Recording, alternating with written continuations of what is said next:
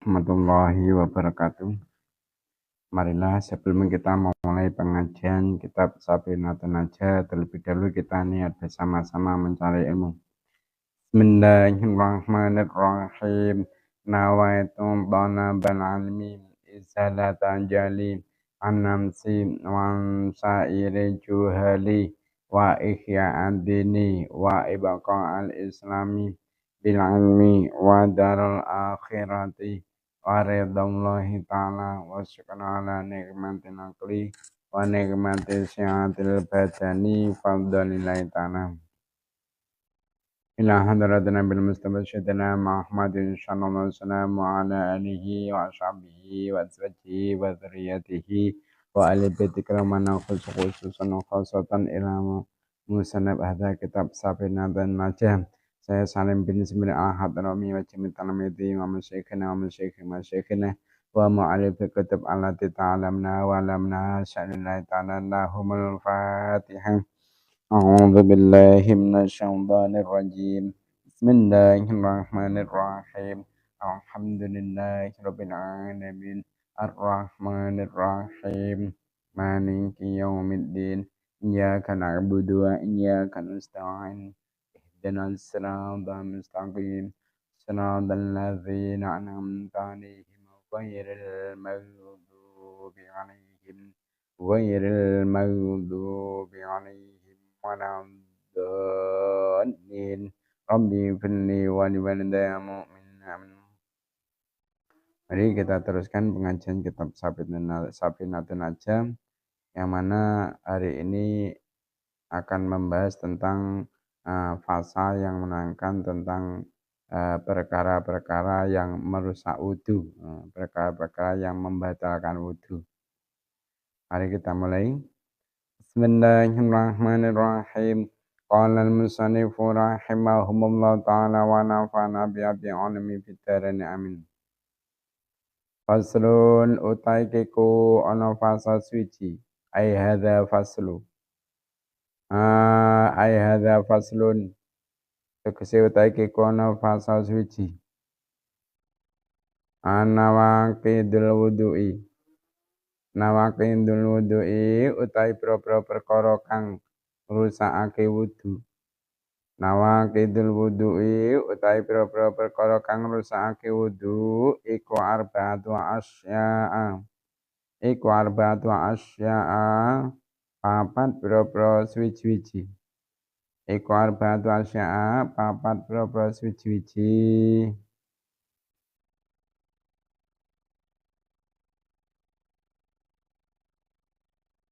Al-awalu utai kang awal. Al-awalu utai kang awal. Iku al-khariju. Iku al-khariju perkara kang metu. Iku al-khariju perkara kang metu. Min ahadis sabilaini. Min ahadis sabilaini saking salah swijine dalan loro. Min ahadis sabilani saking salah sijine dalan loro. Min kubulin nyatane saking kubul atau kemaluan. Min kubulin nyatane saking kubul garis miring kemaluan.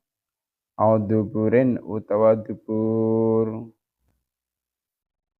Auduburin utawa dubur atau lubang pantat ya. Rihun rupane entut. Rihun rupane entut au ghairuhu utawa liyane entut. Au ghairuhu utawa liyane entut. Ilal mania angin mani. Ilal mania angin mani. Alfani utai kang kaping pindho.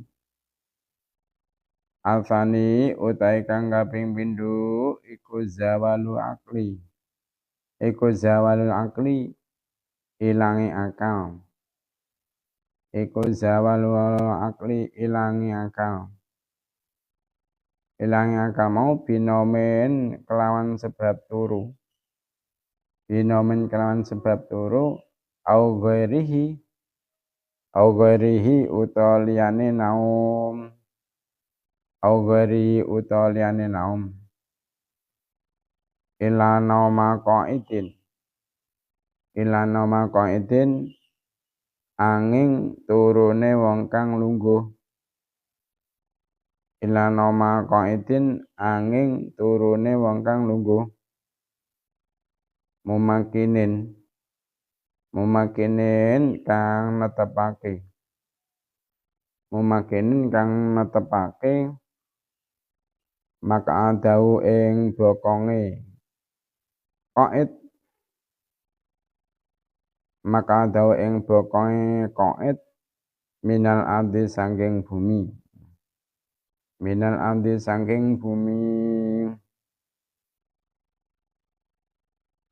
asalisu utai kang kaping telu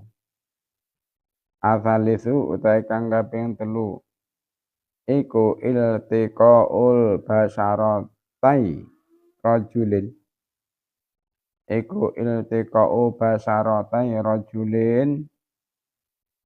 ketemune kulit lorone wong lanang iku iltiqaul basyaratai rajulin ketemune kulit lorone wong lanang wamra'atin lan wong wadon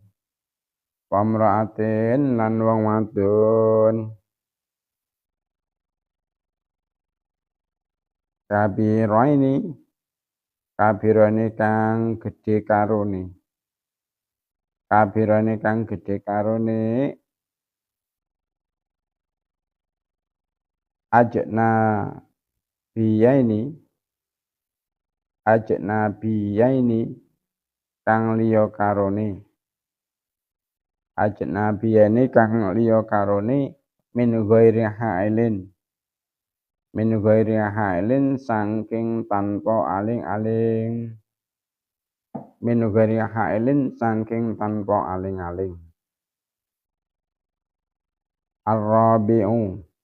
Ar-rabi'u utawi kang kaping papat iku masu kubulil adami demek kubule bangsa anak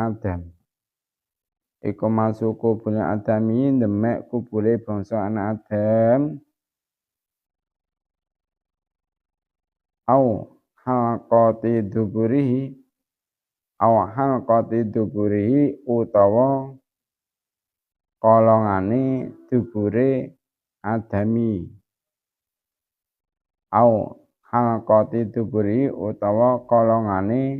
dubure adami lae demek mau bibab nirrohati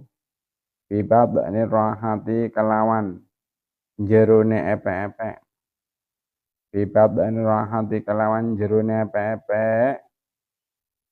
abutunil asabi'i utawa pira-pira jerone pira-pira driji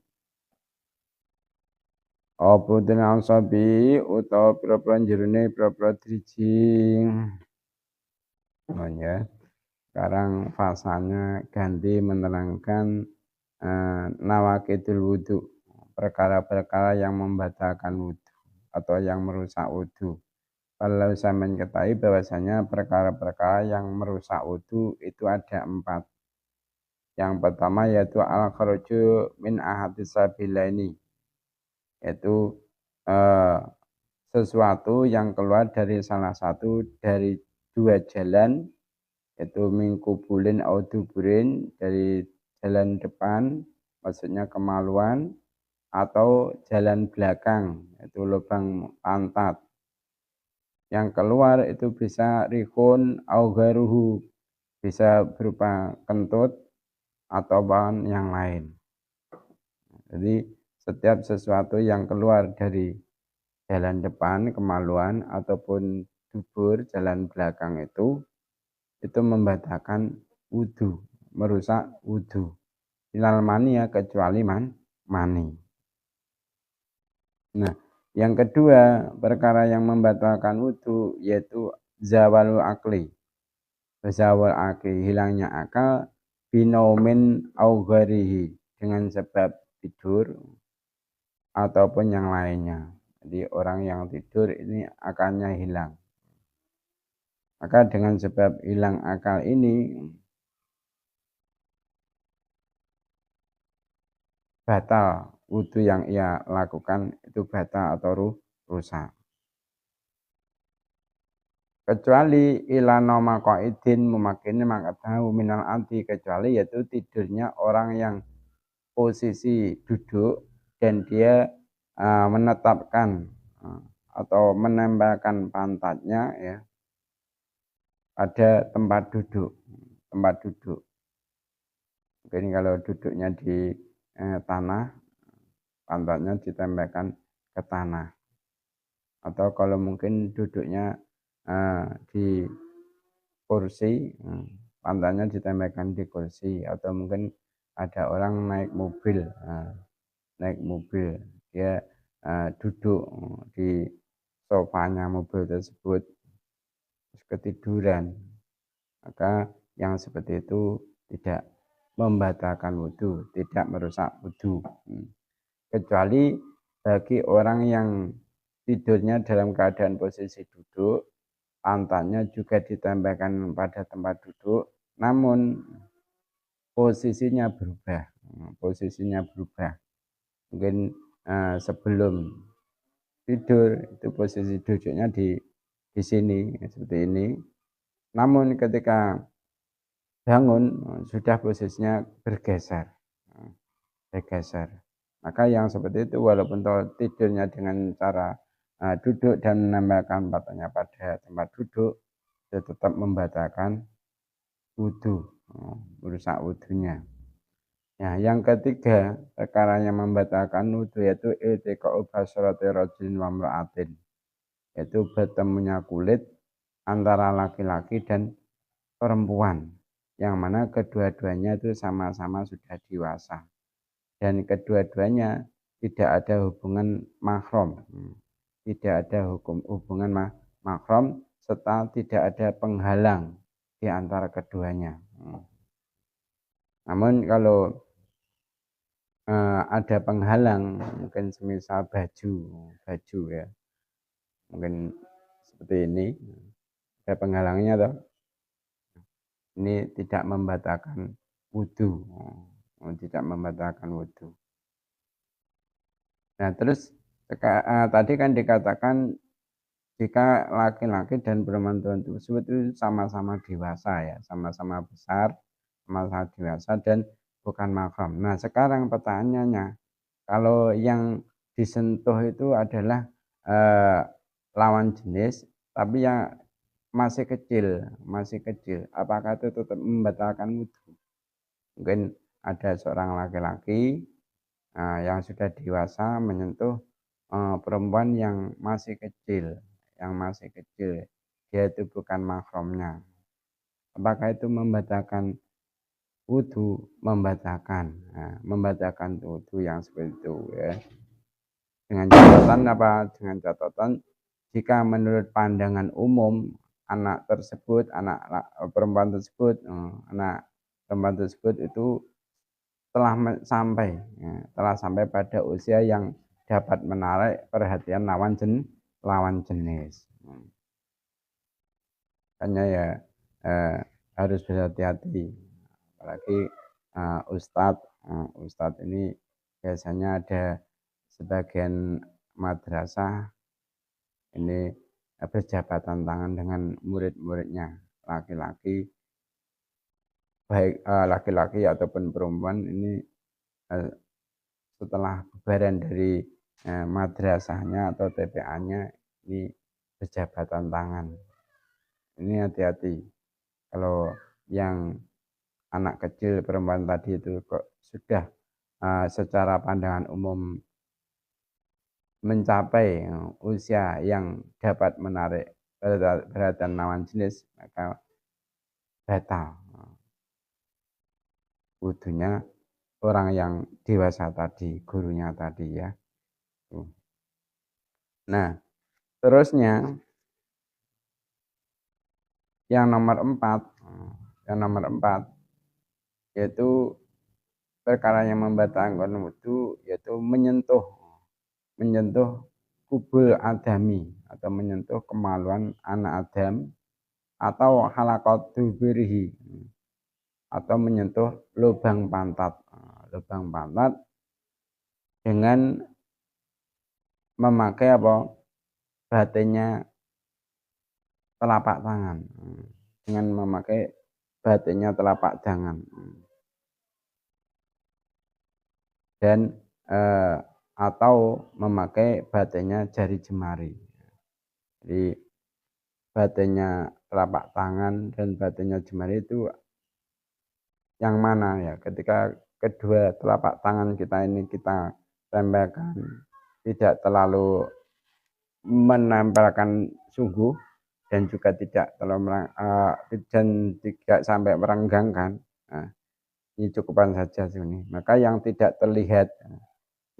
terlihat oleh pandangan mata ini berarti kategori apa? Batinul kafi, batinul kafi dan juga batinul asobe. Maka ketika menyentuh jalan depan atau belakang dengan batinul kafi atau batinul asobe seperti ini, maka ini membatalkan wudhu atau merusak wudhu.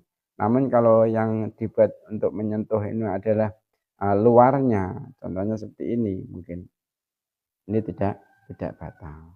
Atau seperti ini enggak batal wudhunya. Ya. Jadi perkara yang membatalkan wudhu itu ada 4 itu.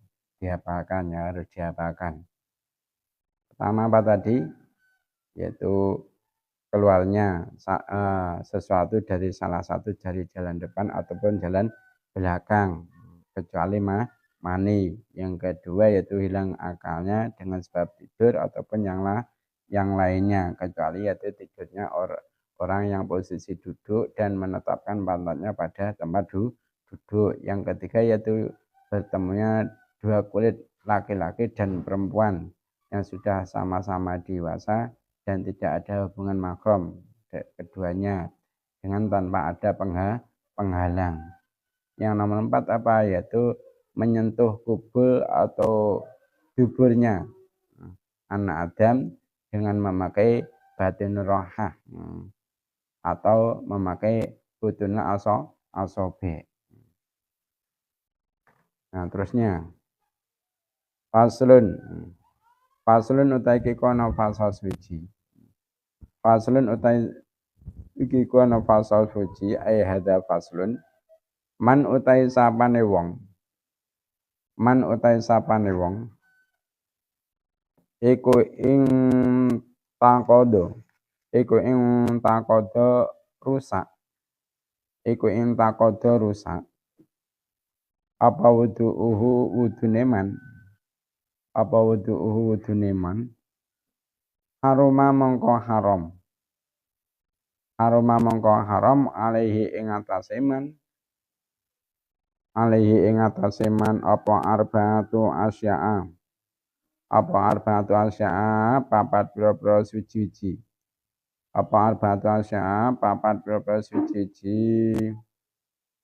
as-sholatu rupane salat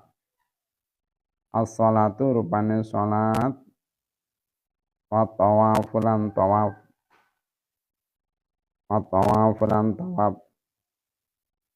wa masul mushafi lan demek mushaf wa hamlu lan gawa mushaf wayah rumulan haram ala junubi ing atase wong kang jinabat apa sitatu asya'a nenem pira-pira suci-suci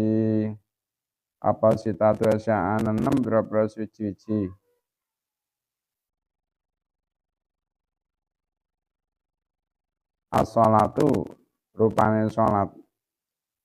As-sholatu rupane salat.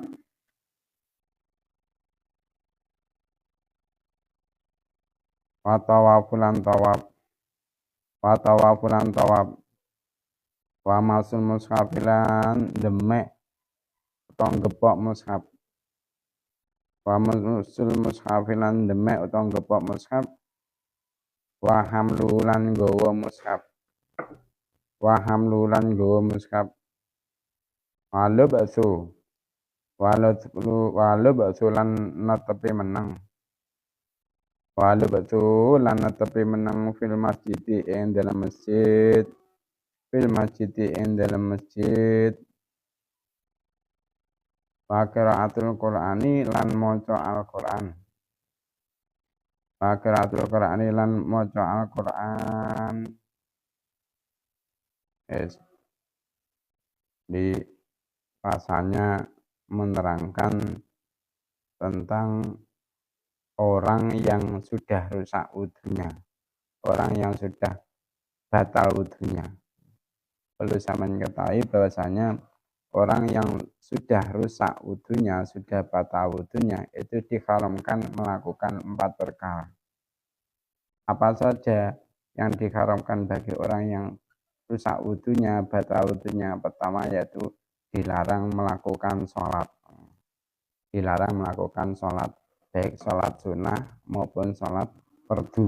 Jadi orang yang rusak atau batal wudunya ini diharamkan untuk melakukan sholat, baik sholat sunnah maupun sholat wajib.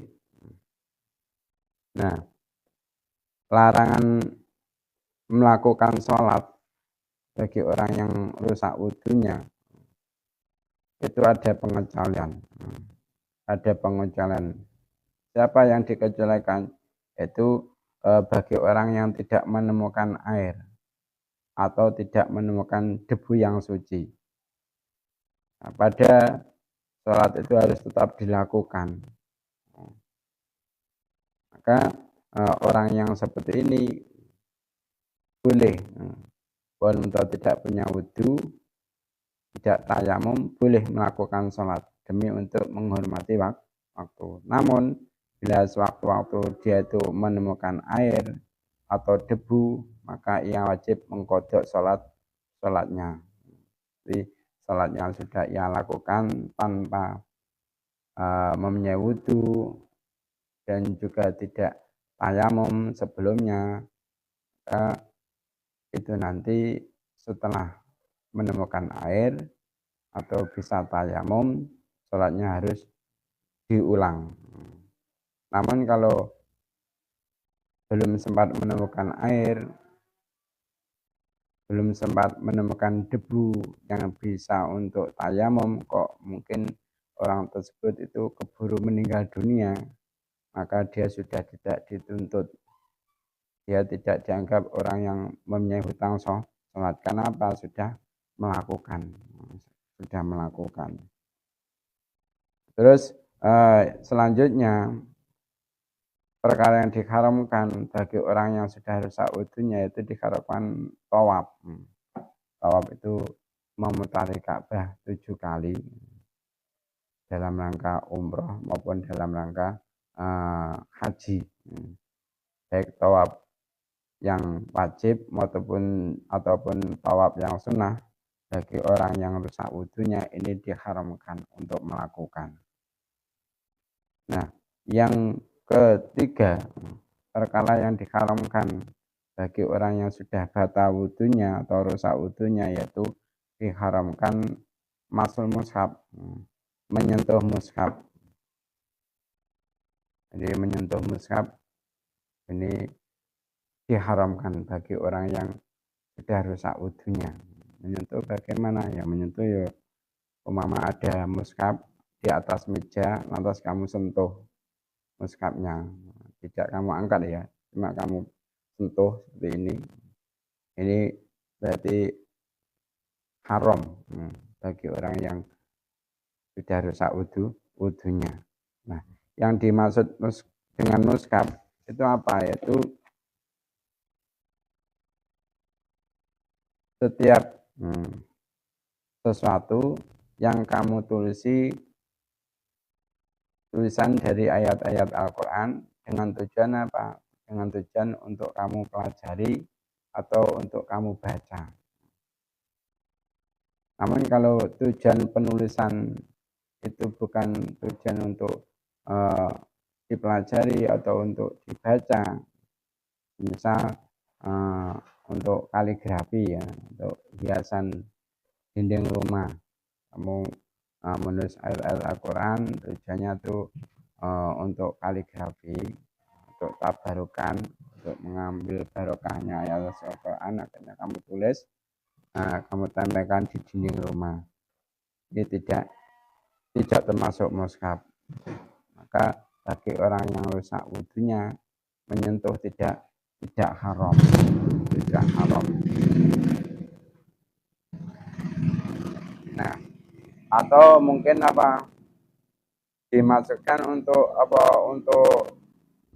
azimat, mungkin karena ada anak kecil yang setiap malam itu rewel, sering menangis, akhirnya kamu bacakan azimat dari ayat-ayat sejauhkan, akhirnya kamu kalungkan ke anak yang kecil tadi, maka itu juga bukan termasuk mushaf.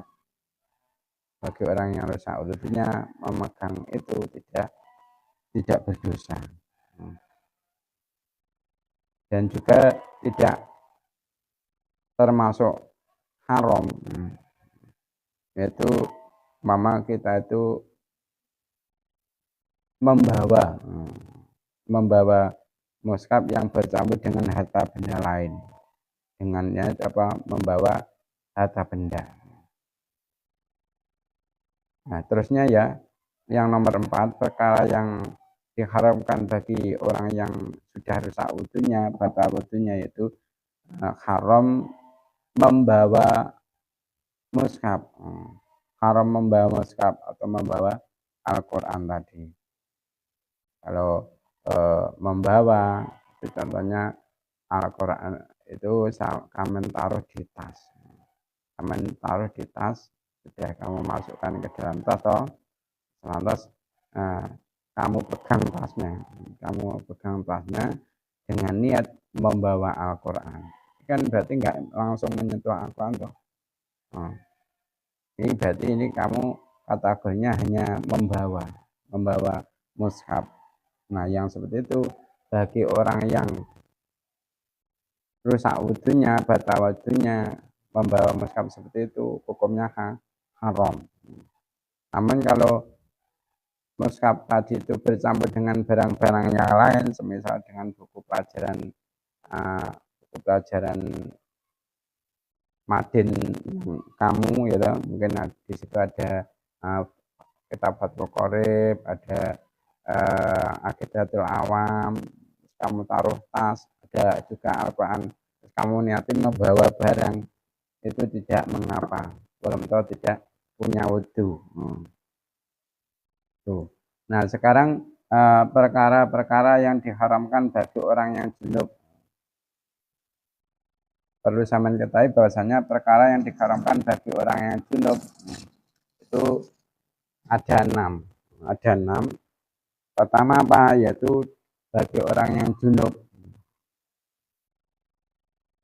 itu diharamkan untuk melakukan sholat, baik sholat sunnah maupun sholat wajib, ya haram.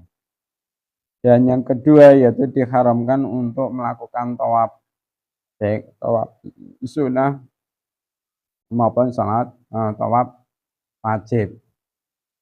Dan yang nomor 3, bagi orang yang junub ini diharamkan untuk menyentuh mushaf. Sudah paham toh tadi pengertian mushaf, yaitu makutiba lidasatin di mushafin, menulis ayat-ayat Al-Quran dengan tujuan untuk dipelajari atau untuk dibaca. Ini walaupun hanya 1 ayat, mungkin hanya Bismillahirrahmanirrahim, kamu tulis tujuannya seperti itu tadi. Kok kamu sentuh, kamu dalam keadaan junub, maka hukumnya haram. Dan yang Nomor 4, perkara yang diharamkan bagi orang yang junub yaitu wahamluhu, membawa mushaf. Misal tadi ya, di tas sampean ada buku pelajaran, dan juga ada mushafnya di situ. Kok sampean niatnya itu membawa Al-Quran, padahal yang kamu bawa kan tidak hanya Al-Quran loh. Tapi karena niatmu membawa Al-Quran, ini hukumnya haram. Kalau kamu dalam keadaan junub. Terus yang nomor 5, perkara yang diharamkan bagi orang yang junub yaitu diam di dalam masjid. Mungkin ada anak laki-laki yang tiduran di masjid, lantas dia mimpi basah, keluar sperma, keluar mani. Jadi kan dia junub toh. Maka dia kalau diam di situ, padahal dia sudah tahu kalau keluar mani, maka dia terkena hukum haram, berdosa. Maka sebaiknya bagi anak laki-laki yang mungkin tiduran di masjid, ternyata keluar mani, mungkin mimpi keluar mani, ini segera keluar dari masjid. Nah, yang nomor 6, perkara yang diharamkan bagi orang yang junub yaitu apa? Qiraatul Quran, membaca Al-Quran. Membaca Al-Quran ini bagi orang yang junub diharamkan. Nah, akan tetapi kalau dia itu kenyataannya membaca Al-Quran, tapi kalau niatnya ini tidak membaca Al-Quran, semisal dia itu terkejut, mungkin dia tuh kakinya tuh menabrak sesuatu, lantas dia spontan berkata innalillahi wa inna ilaihi rajiun. Ini kan termasuk ayat Al-Quran loh.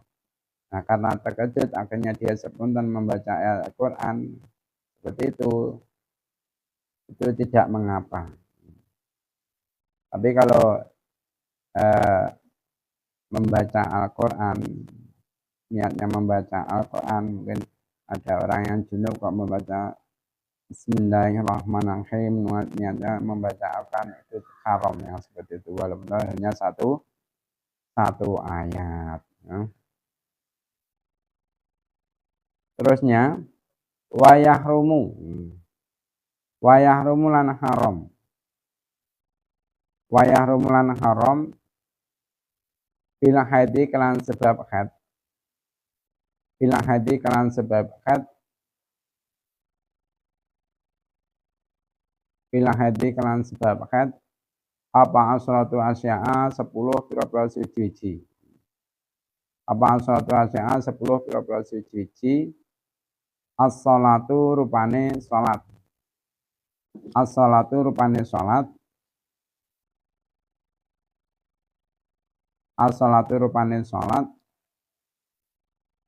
Wa tawafulan tawaf. Wa masul mushafilan gepok mushaf.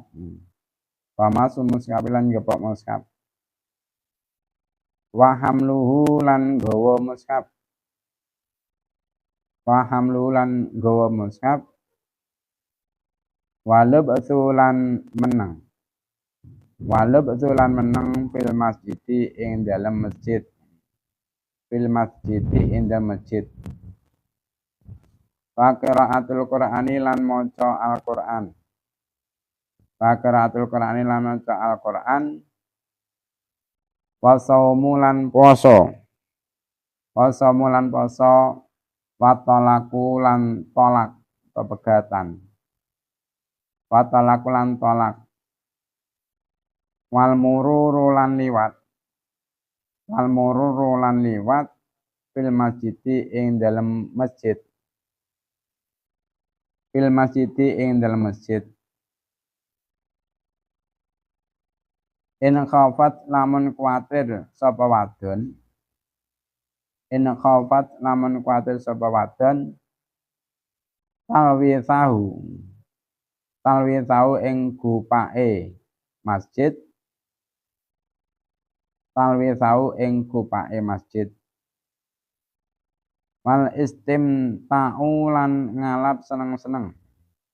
Wal istimta'u lan ngalap seneng-seneng bima kelawan gauta. Bima kelawan gauta bena surati ing dalem antarane wudel. Bena surati ing dalem antarane wudel waruk batilan dengkul. Waruk batilan dengkul. Jadi bagi orang yang dalam keadaan haid ini diharamkan melakukan 10 perkara. Apa saja? Pertama, orang yang dalam keadaan haid ini diharamkan melakukan sholat, baik sholat sunnah maupun sholat wajib. Baik sholat sunnah maupun sholat wajib. Nah, yang kedua diharamkan bagi orang yang haid yaitu melakukan tawaf. Tawaf tadi apa? Yaitu memutari Ka'bah 7 kali. Nah, bagi orang yang haid ini diharamkan untuk melakukan tawaf baik tawaf sunnah maupun tawaf wajib. Nah, yang ketiga perkara yang diharamkan bagi orang yang haid adalah menyentuh mushaf. Mushaf sudah paham ya tadi? Makutiba lidasatin limushafin. Sesuatu yang ditulis dari ayat-ayat Al-Quran dengan tujuan untuk dipelajari ataupun dibaca. Kok disentuh oleh orang yang dalam keadaan haid, ini hukumnya haram, berdosa. Dan yang nomor 4, perkara yang diharamkan bagi orang yang haid adalah amluhu, membawa muskaf. Semisal tadi ya, di dalam koper itu isinya apa? Pakaian, ya. Pakaian, mungkin ada rotinya juga, mau pergi jauh, membawa apa, dan juga ada muskafnya. Nah, ketika dia itu dalam keadaan haid kok membawa kopernya itu niatnya membawa muskaf, maka hukumnya haram. Namun kalau niatnya ini adalah membawa barang, tidak mengapa. Nah, sekarang yang nomor berapa? 5. Nah, yang nomor 5, perkara yang diharamkan bagi orang yang haid adalah lubsu fil masjid, diam di dalam masjid. Jadi kalau ada orang yang haid kok diam di dalam masjid, ini terkena hukum haram, dosa. Nah, yang nomor 6, bagi orang yang haid diharamkan untuk membaca Al-Quran.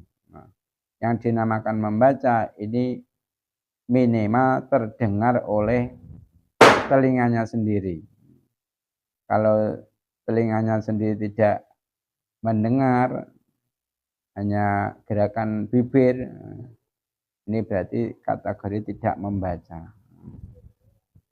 Jadi dikatakan membaca kalau suaranya itu terdengar minimal oleh telinganya sendiri. Kalau telinganya dalam keadaan normal.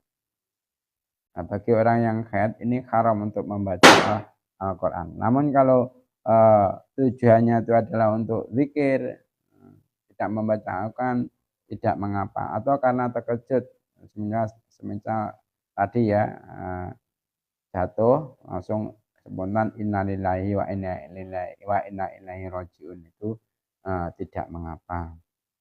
Dan yang nomor 7, perkara yang diharamkan bagi orang yang haid adalah melakukan puasa, baik puasa sunnah maupun puasa wajib. Namun kalau puasa wajib, misal puasa Ramadan seperti ini, nanti puasanya harus dikodok setelah suci dari haidnya. Dan yang nomor 8, perkara yang diharamkan bagi orang yang haid adalah tolak atau cerai. Jadi bagi seorang suami itu tidak boleh mentalak istrinya kalau istrinya dalam keadaan haid. dalam keadaan haid ya. Namun apabila terjadi perceraian tersebut ketika istrinya dalam keadaan haid, sang suami itu mentalak istrinya, istrinya terkena hukum dosa, namun perjalanannya tetap berlanjut, maksudnya sah perceraiannya. Jadi dia sudah tidak ada hubungan ikatan tali pernikahan lagi. Kenapa? Sudah cerai. Nah, yang nomor 9, ya, nomor 9 ya. Sholat 1, 2, 3, 4, 5, 6, 7, 8, 9. Nah, yang nomor 9 perkara yang diharapkan bagi orang yang haid adalah lewat di dalam masjid. Lewat di dalam masjid jika dia khawatir akan menetesnya darah pada masjid atau khawatir akan mengotori masjid. Namun kalau dia itu yakin mungkin ada seorang perempuan dalam keadaan haid, dia itu menginginkan mengambil sesuatu yang sesuatu tersebut bisa diambil dengan cara apa? Harus melewati masjid. Dia itu sudah berusaha untuk menutup kemaulannya supaya tidak menetes darahnya, dan dia sudah yakin akan tidak menetesi darahnya ke masjid, maka ketika itu dia tidak haram lewat di masjid. Namun walaupun sudah berusaha semangat mungkin untuk menutup kemaulannya supaya tidak bocor, namun dia masih ragu ketika mau lewat di masjid itu ragu kalau jalannya nanti menetes di masjid. Terus kenyataannya dia kok tetap saja lewat pada ragu. Nah, yang seperti ini berdosa, haram ya. Nah, yang nomor 10 atau yang terakhir, bagi orang yang haid itu diharamkan untuk bersenang-senang dengan pasangannya, dengan suaminya, yaitu dengan anggota yang ada di antara pusat dan lututnya. Bagi seorang perempuan ketika dalam keadaan haid ini dilarang atau diharamkan bersenang-senang dengan suaminya dengan anggota perempuan tersebut yang ada di antara pusat dan lutut. Nah, terus lantas bagaimana suaminya jika meminta untuk berhubungan intim padahal dia dalam keadaan haid? Ya, itu nanti bisa disenangkan, bisa dipuaskan dengan selain itu, mungkin dengan tangannya atau dengan apa, pokoknya tidak memakai yang itu tadi ya, anggota yang ada di antara pusat dengan lutut. Mungkin itu saja pertemuan kali ini yang dapat saya terangkan. Ada kurang lebihnya mohon maaf. Mari kita tutup pertemuan kali ini dengan membaca doa kafaratul majelis. Subhanakallahumma wa bihamdika asyhadu an la ilaha illa anta astaghfiruka wa atubu ilaik. Wassalamualaikum warahmatullahi wabarakatuh.